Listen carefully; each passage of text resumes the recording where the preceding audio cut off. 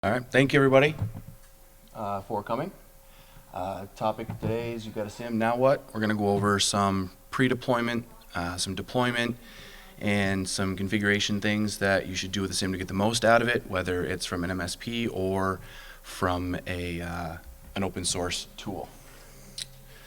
A little bit about myself. I'm lead security engineer at Integral. I am the co-founder and principal security engineer for Adirondack Information Security. I have taught this same topic with CyberX Elite. I have a degree, computer information systems. I've got your laundry list of standard security certifications. Not that they really matter. You don't have to have a ton of that stuff to get into this field anyway. Overall, 19 years of IT experience and 9 years specifically in security, with the majority of that coming in the blue team operations, SIM side of things. So this I thought was funny, which is why I added in here. I hear from a lot of clients and a lot of other people that they think SIM is dead. According to Alyssa, I'm committing the cardinal sin, but this one was funny. So again, a lot of people think these other tools can take care of and do everything that a SIM can do, when in reality the SIM is what you need to correlate and bring all of the information from these other tools together to provide actionable information on your security events that happen. So what we're going to cover, kind of touched on this a little bit. We're going to go over what a SIM is, pre-deployment, some SIMs that are out there, what people think are SIMs that may not be, may just be log collection, pros and cons of having one, where you should start, regulations, that kind of stuff if they're a requirement, what to log, how and where you should get it from, deployment and configuration. I go through a stepped phase for this, and we'll touch on those phases later in this talk.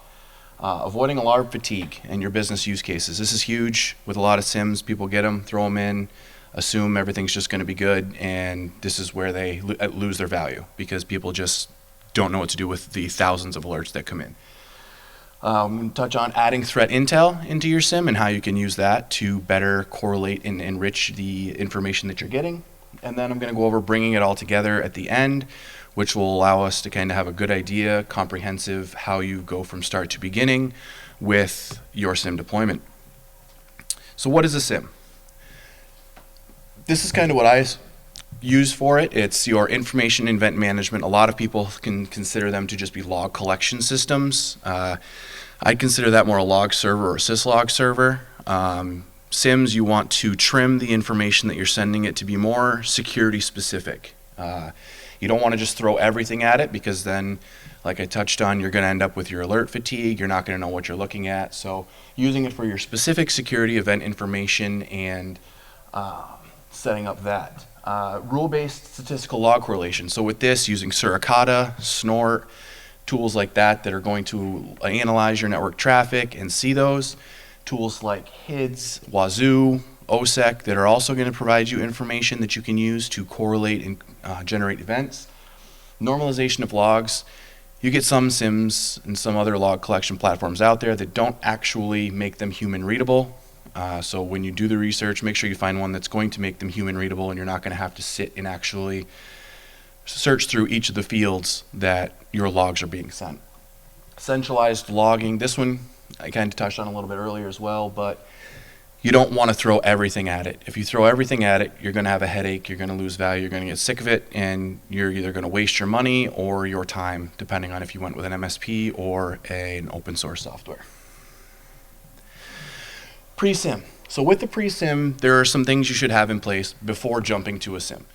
Everybody thinks SIM, great, right? So, okay, what are you actually going to send to it? What do you have for information that you can use? Having an IPS or an IDS system in place is going to give you something to send to the SIM for correlation. AV, EDR logs. Do you have a centralized log source that you can send these to? Having this in place, pre-SIM, will give you that information that you can also send. Firewall logs. These can be used for a lot of different things depending on how your firewall is configured. You can be using it as like a web application, CASB type solution where you're going to figure out what kind of applications are being used, or just your typical network traffic, what's logged, what's dropped, what's blocked kind of information. Other security tools and information and applications. So what I mean by that is your CASBs, your WAFs, all of your other shiny little tools that vendors like to sell you to try to secure your environment. Having those in place and configured correctly is going to give you the information that you need to send to a SIEM to get the value out of it. Cloud environments, these can be tricky. You're going to have Azure, GCP, and AWS, some that you can send from Azure, Defender for Cloud, cloud security logs, things like that. AWS, you've got CloudWatch, CloudTrail, GuardDuty, all of those are other ones. GCP, you've got all other kinds of logs that you can send from there as well.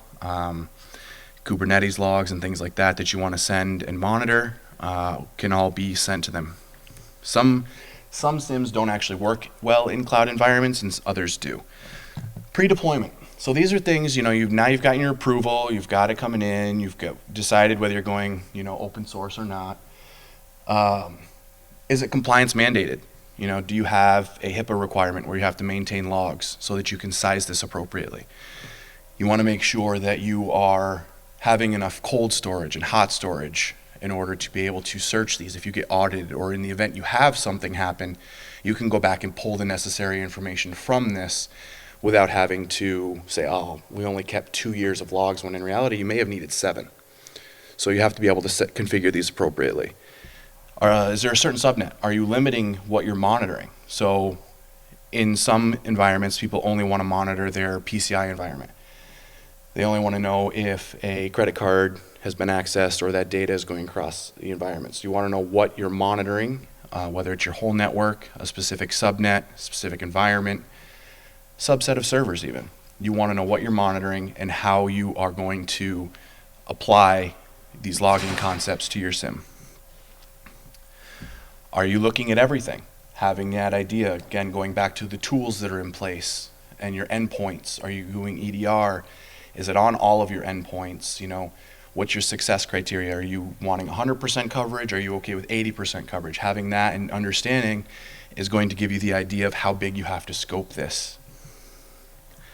Do you want everything? No, you don't.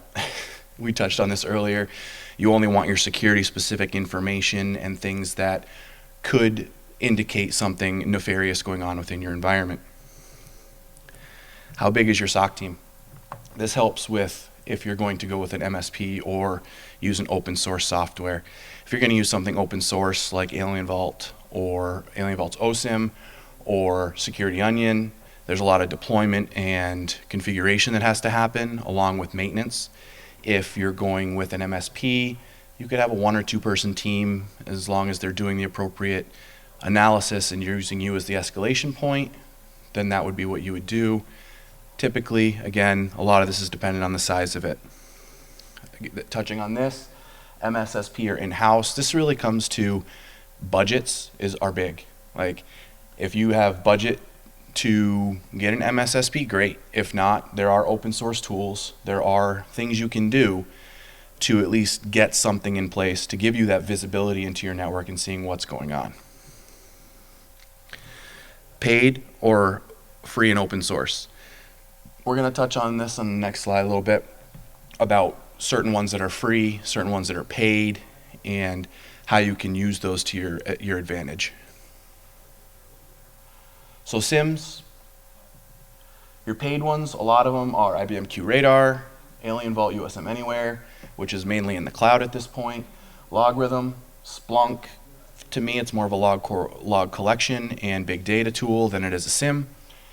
Microsoft Sentinel and Sumo Logic, just to name a few. Google is coming out with a new tool that they're going to be putting out, allowing you to do a lot of SOAR and SIEM automation within GCP. Free and open source ones, which I tend to use a lot with clients and or smaller organizations so that they don't have to see sticker shock when they get these paid versions of a SIEM. You got Alien Vault OSIM. Yes, it does have a limited set of rules, but you still have the ability to have some kind of visibility into your network, and you also have some other parts of it that you can do with HIDs and vulnerability scanning within Alien Vault. Security Onion is another one. They do a lot of work on this. So if you do select Security Onion, be aware there will be some maintenance on the back end. They're currently looking at decommissioning OSEC and moving to Wazoo specifically because it does offer a lot of the same information. So if you currently have a Security Onion deployment, when you go to upgrade, there's going to be a hefty uplift for your upgrade. Wazoo, this in themselves does offer a lot of different tasks and things that you can do within it, as well as HIDs and NIDs and correlation engines like Snort that allow you to operate in that SIM functionality. Palo Alto's XSOAR Community Edition, I haven't played with this one too much, but it does give you a little bit of information. Splunk Free, this limits you to I think 5 gigabits per day or gigabytes per day. That is extremely small. For most people, it's not going to be even functional. It's more of a POC type thing if you're going to use it. Graylog, there's a lot of rules, a lot of community development. You get into the paid version of Graylog, you get a lot of the correlation and different kind of stuff. With the free version, you can use sidecars, create your own rules, and do a lot of it. It does have some good readability with the logs.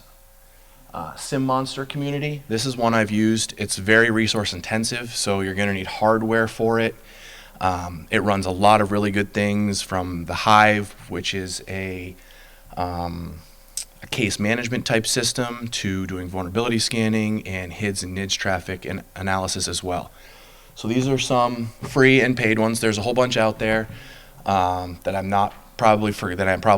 I am forgetting as there's new ones out there all the time. So always keep an eye on it, always look. Yep. Are you going to touch on the pros and cons of a paid versus a free and open source? Yeah. Okay. Yeah, so just to touch on that real quick, paid can, if you don't have an in-house SOC, you're going to just be paying for a tool and not really having an understanding of what's going on. Free and open source, like I said, does require a lot of, I wouldn't say development, but maintenance and understanding and the ability to get into, a lot of these are deployed on Linux, so you need Linux engineering to be able to understand the coding and modifying of the rules. A lot of that understanding really to make it. So you're going to have a lot of information, a lot to do with a free and open source one. They're community supported, so there's not a lot of support if something breaks. If you get a paid one, there's usually some kind of support you can call that comes with it. So those are some of just a few of the pros and cons of that. And I can.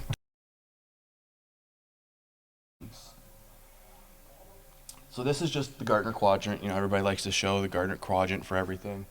This is just a basic, who's who of the popularity contest, really, because as long as you use your SIM the way your business is, you could have the one that's down here in the low completeness of ability and ability to execute, but as long as you're using it for what your business case is and your use case is, you're getting value out of it. That's all that matters.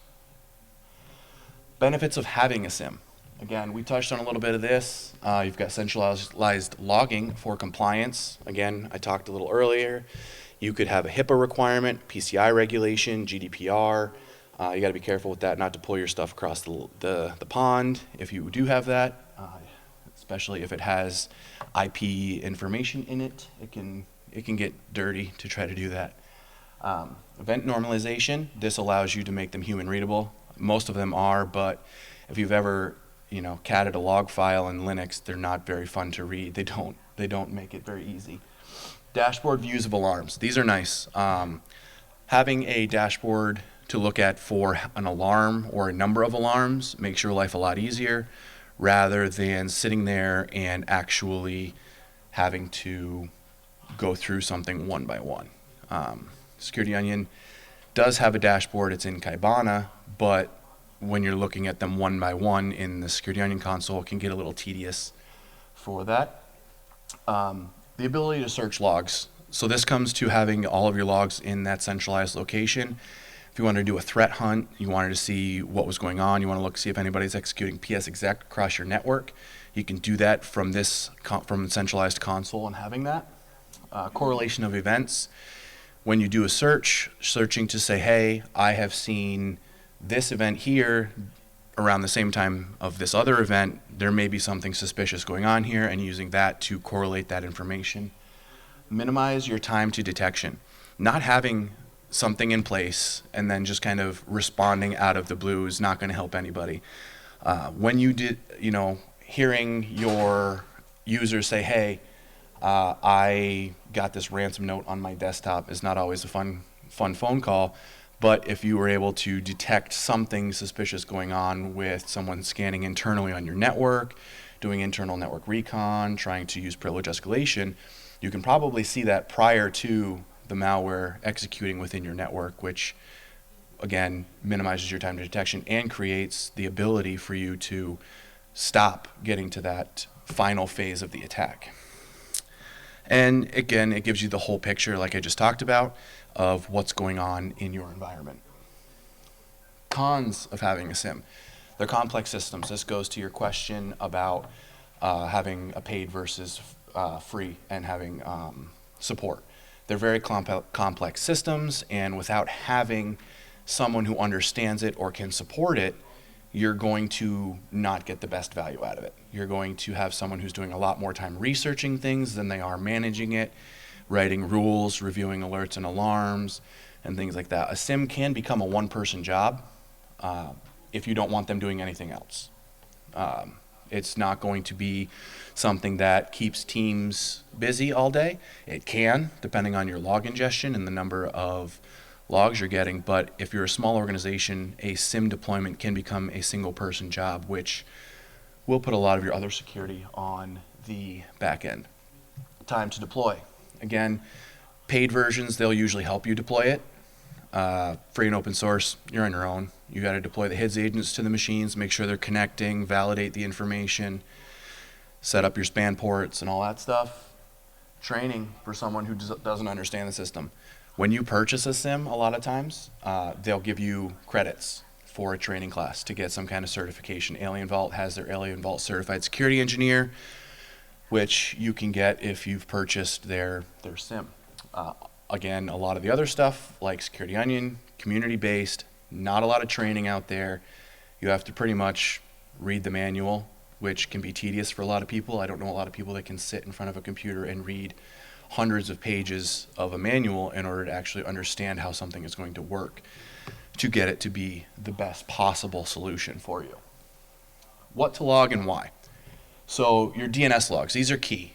I know everybody's moving to the cloud, which makes getting these DNS logs hard, but having these is going to allow you to see malicious DNS queries. It's going to allow you to detect queries that are to domains that aren't .coms. You can go to .ios, .cos, all of that stuff, and even detecting other DNS queries that are malicious or malicious in intent. DGAs, things like that, can all be detected using Snort or Suricata, which gives you the makes these huge.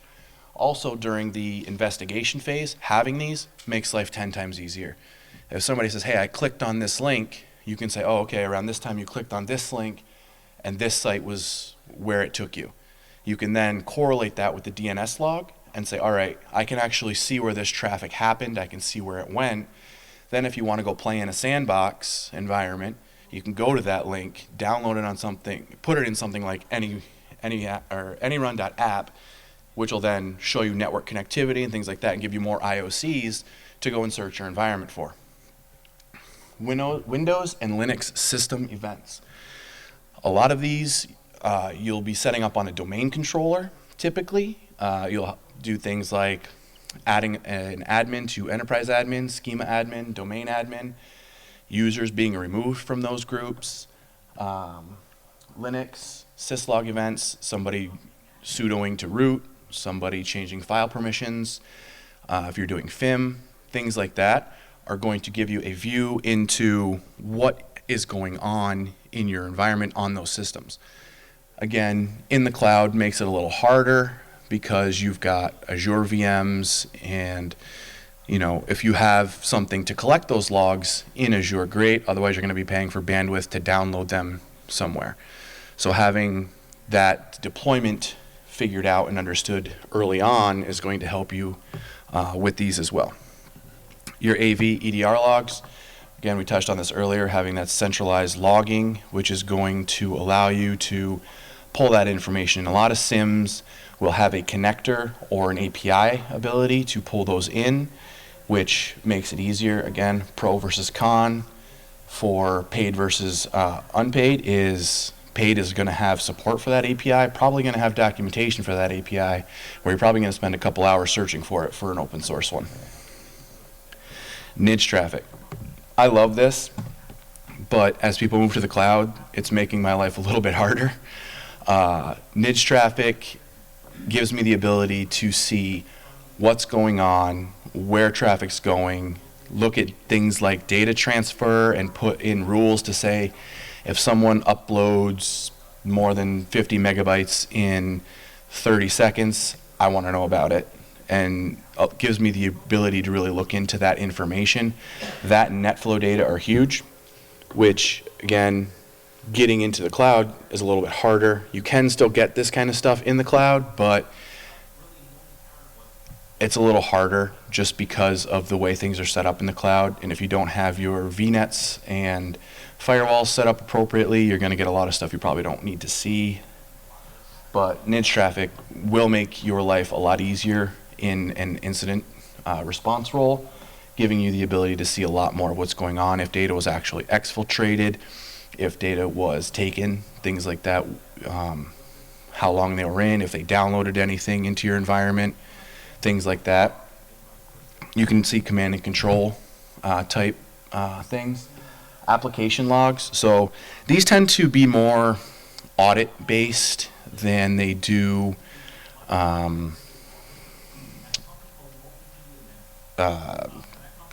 they're more audit based than security based, but having some in there that you could get from a WAF or something like that that gives you the ability to see if there was a SQL injection attempt or some other kind of attempt on that network or application to either escalate privileges, break business logic, things like that within your environment will help you.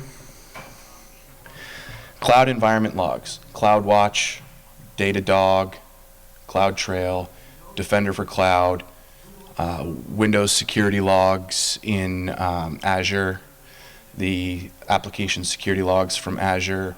In GCP, you can get other logs as well, which I don't have a ton of experience with, but the AWS and Azure ones are the big ones.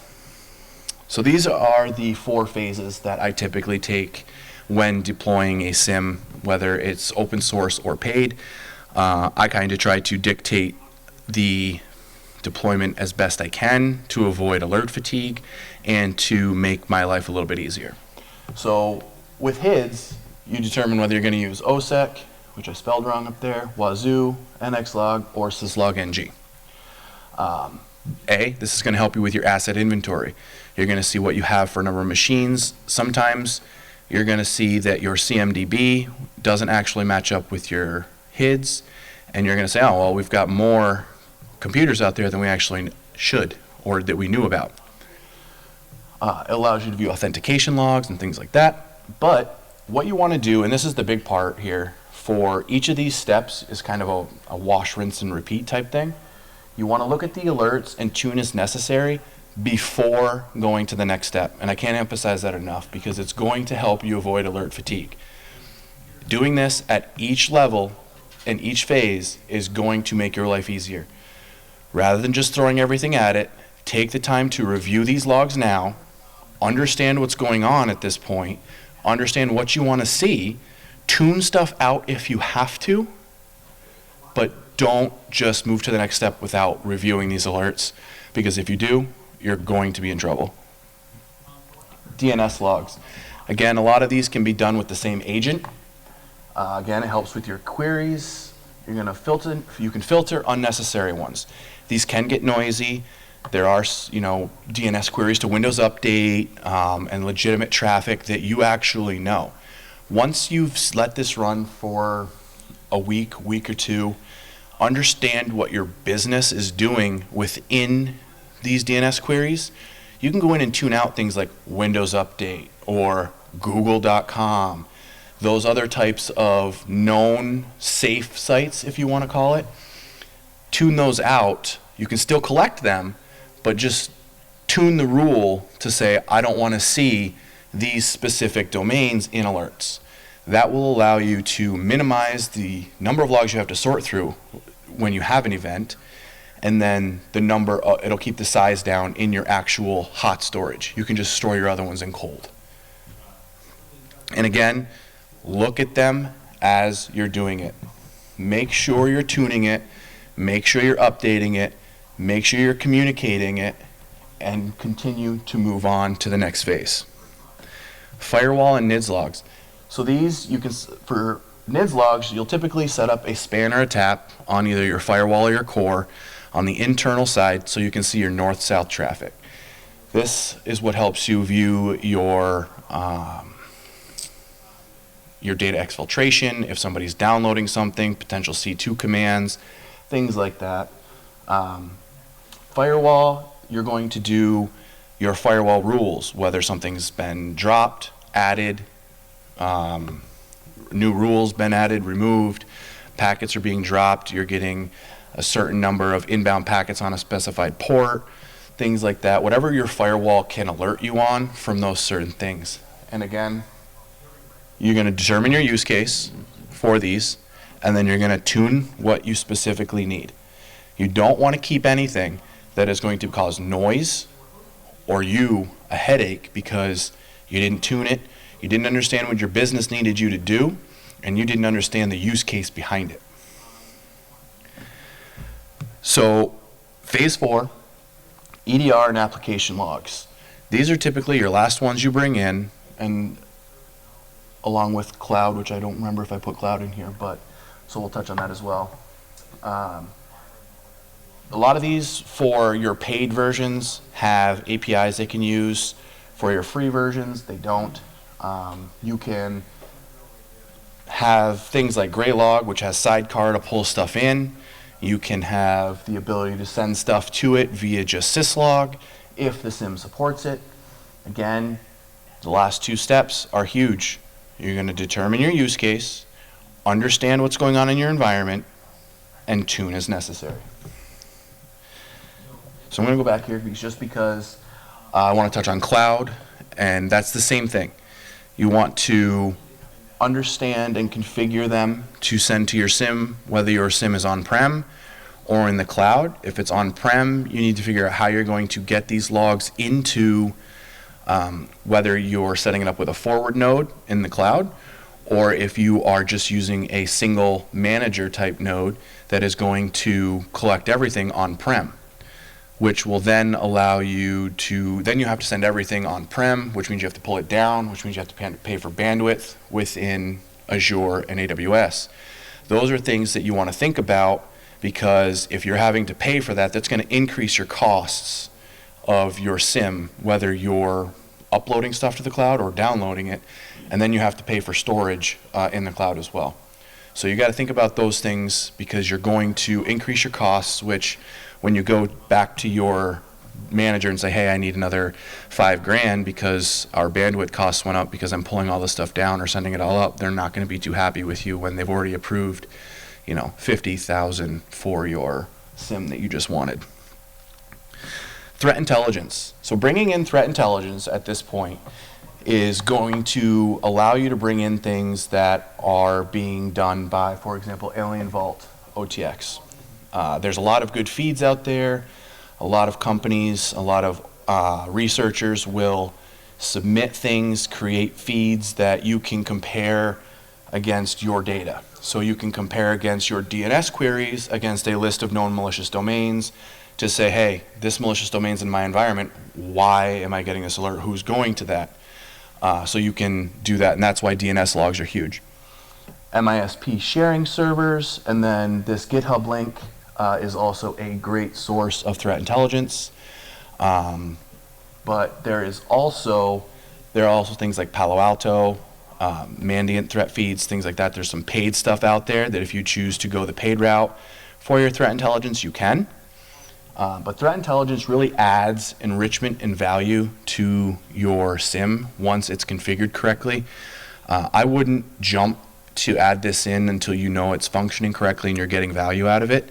Because again, just like with taking the phased approach, this would be phase 5, where you want to actually make sure things are working and functioning appropriately in your environment. This is just a screenshot of one that was deployed early on in my career, where I just threw everything at it and didn't really do what I'm telling you now to do. This is what is going to cause alert fatigue. You're going to see a whole bunch of alarms, a whole bunch of information that you really don't know what to do with. This is a screenshot of an Alien Vault deployment.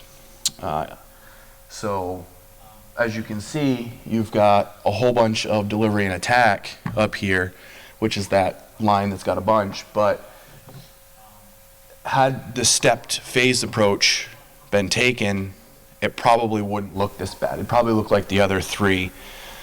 Maybe it would have been the same depending on what the alarms are, seeing as they look like they're brute force authentication. It's probably something from the external. Somebody was scanning, trying to get into something. But again, had we taken the time at the firewall log level, we may not be seeing these, because we could say, all right, let's tune these out and do that.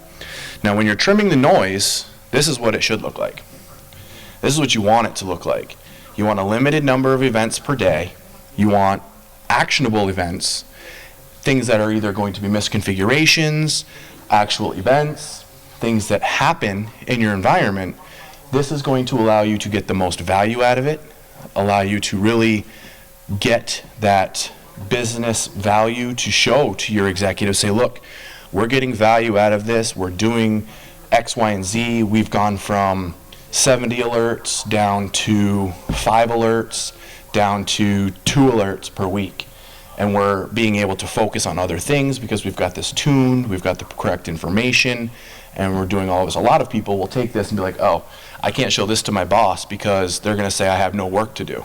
Wrong. You can spend your time doing threat intelligence research, finding other rules, tuning rules, writing better rules to help your business case. SIM engineering isn't all about just doing alert response. It's writing new rules, it's updating the systems, it's making sure things are functioning, verifying logs are still coming in, things like that. Avoiding alarm fatigue, I've touched on this a bunch through this, and this is a huge part of it. Even SOCs at MSSPs can experience this because of how quickly they try to onboard and deploy and just move on to the next client. Take the stepped approach for getting logs to the SIM. It's going to make your life easier. I promise you that. Understand the business use case and the rules that are necessary. Not every rule is going to apply to your business. There may be a rule that applies to a financial company that doesn't apply to a healthcare organization. There may be those two that have the same rule that doesn't apply to a school.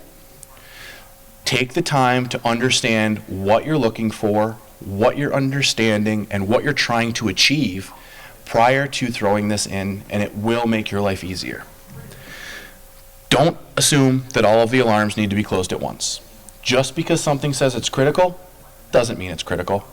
I've seen critical events that are absolutely benign just because of the way the rule is written. Now, that comes back to your business use case.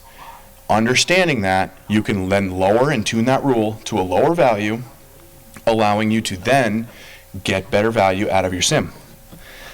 Tackle the alarms based on priority. Now, when I say don't close them all at once just because they're critical, I don't mean ignore the critical ones. Look at them, understand what it is, and then say, all right, does this matter? If it's a brute force from the outside, but you know you have a WAF in place, do you really need to close that and understand that alert right then and there? Probably not. You have a compensating control in place. You have the ability to see what's going on. You can come back to it. If you didn't have a WAF in place, or you saw brute force authentication happen for an hour and then stop, you might want to look into that because they may have gotten a successful authentication. when understanding the attacks and the MITRE attack framework helps, because you can say, all right, this attack happened, maybe I need to look at this. These other types may not apply to you. Test it. Once you get it deployed, don't just assume everything is good to go, everything's happy-go-lucky, and you have nothing to do. Use Caldera, use something. Take a test machine, detonate some malware that you download from Malshare or something on the internet, and actually test it. If you have a SOC, test their response time. If you have an MSP, run Caldera against the Siem, test their response time. If your contract has a 10-minute SLA and they don't get back to you for 2 hours, then you have a conversation with them and say, hey, what's going on? Why am I not getting what you promised me? I've seen it happen. I've been on both sides of it.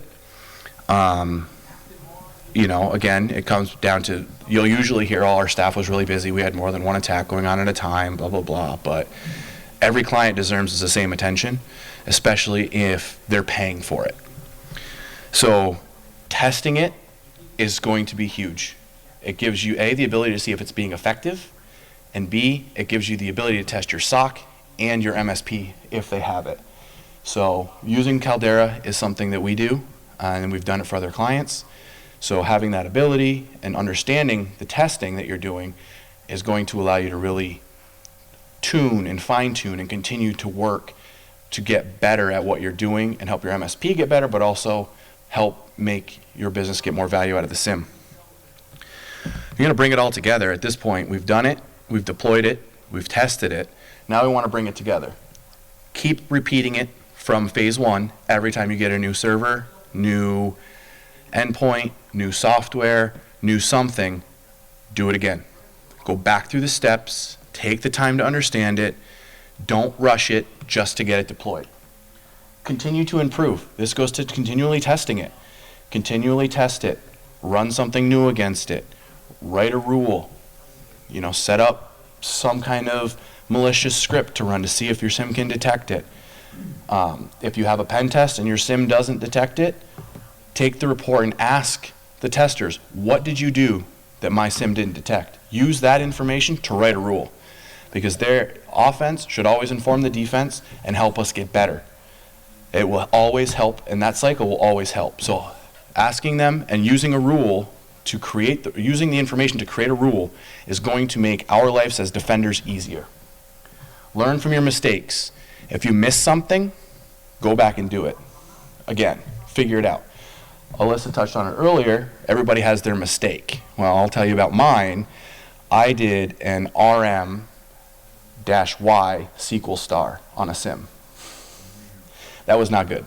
Spent 3 days restoring the SQL database for all the alerts, all the logs, all the information for the client that needed to be restored. So I learned you don't ever put -Y after any RM. Always check it to make sure you're removing the right thing. Never say yes benignly. Think like an attacker if you can. Use the MITRE attack work, use Caldera to inform you.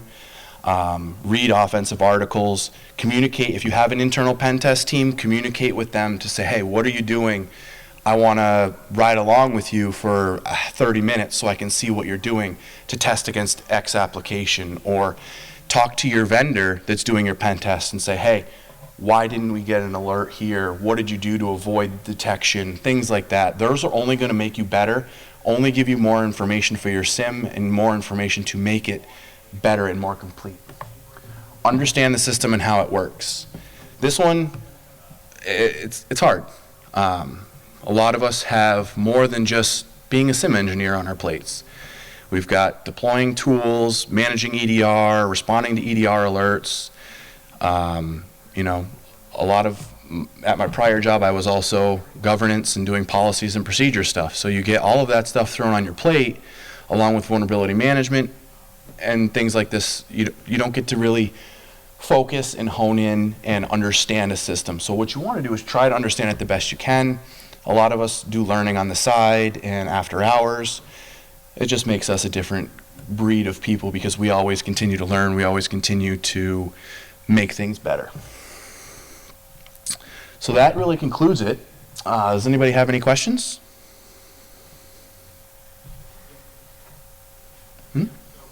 In cases where your SIM is being managed by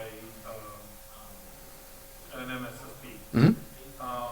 what are some things that can help with tuning alerts when you can't get your hands on the dials yourself? So I'm actually experiencing this myself. So the question is, what can you do when the MSP doesn't want to let you get your hands in on the tuning yourself? So dealing with this myself, you've got to push back. You have to push back and you have to say, look, I need the ability to either A, you give me a concrete SLA that is going to say, I'm going to give you a rule that I need written and you're going to turn it around in 24 hours. Or B, you're going to give me access to get in and test it and do it myself. I've kind of won the battle that I'm fighting because I'm not the only customer that has been complaining about it. A lot of SIM engineers prefer to get in and have their hands on it and be doing it and tuning and making things better for themselves without having to submit a ticket, say I need this rule, and then wait 2 weeks for the MSP to turn around and say, okay, now your rule is created. Or better yet, they'll turn around and say, sorry, this rule only applies to you, so we're not going to create it. We can't push it out across our customer base, which I've seen happen. So keep fighting the battle, don't give up, and eventually, if you have to, find a vendor that'll let you. Thank you. Go ahead. So can we apply the rules which you say, like the alert rules or when we fine tune those? So can we apply for different geographical locations for that organization? So if you want a rule just for a specific geographical location, just for an outsourced vendor, can we do that and actually try to test the rule? So do you recommend a pilot test case to be conducted first and then scale it? So I just want to make sure I'm understanding right. You're asking about testing different locations. Yeah. So what I'd do is set up a federated type environment where you can have a manager node and then at your smaller locations or offices set up forward nodes, which would forward your information up to the manager node. And then you have a storage node, which is going to allow you to store all of your logging and information and do your searching from the manager node. But yeah, start with the smaller one and you can do a POC there, but understand that you're going to have to scale it and federate it in order to cover your entire organization.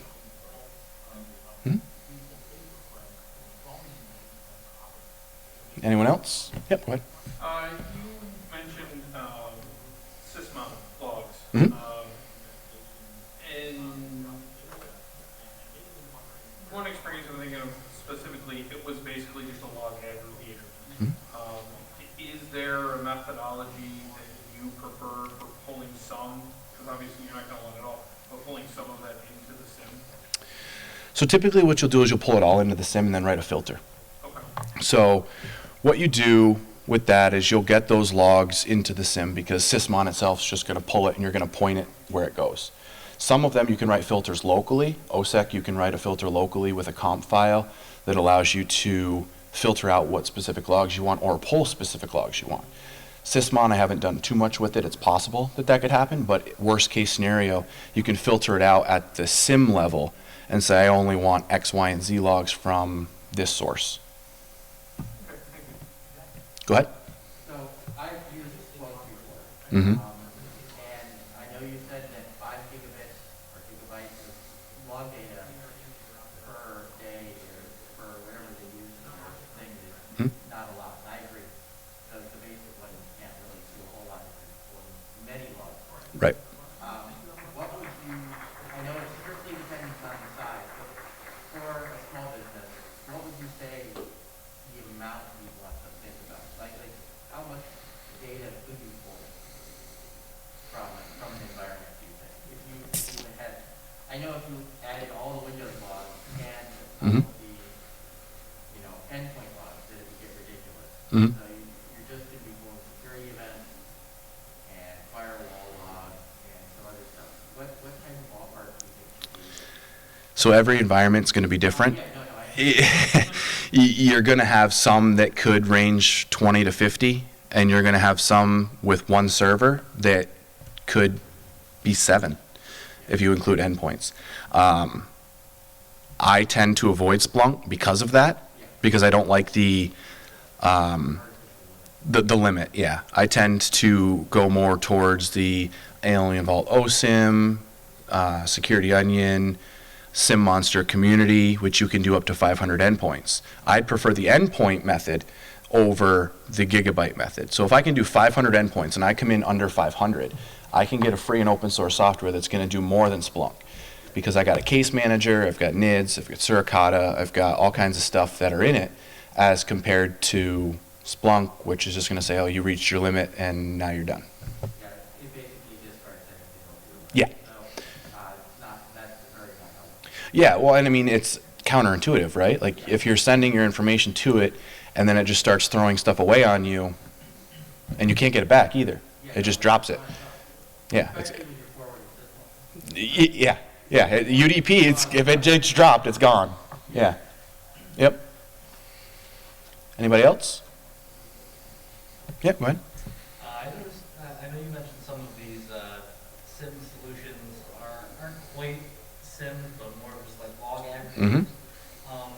What functionality do you think kind of pushes it from merely just log aggregation to a true SIM solution?